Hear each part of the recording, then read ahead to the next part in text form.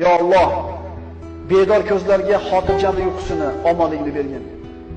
Iztirobga tushgan qalblarga taskin va halovat bergin. Ularga yengillik va yaqin fathini bergin. Ya Alloh, ko'zlarini o'z nuringga hidoyat qilgin. Adashganlarni to'g'ri yo'lga boshlagin.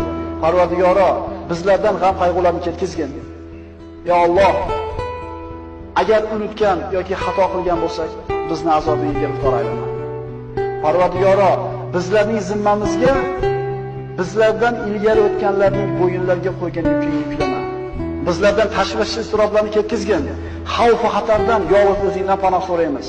Parvardigor, sendan boshqalarga suyanib qolishdan, boshqalardan umid qilib qolishingdan panoh so'raymiz. Sen bizning hojamizsan. Uning ismini qalbingdan aytgin.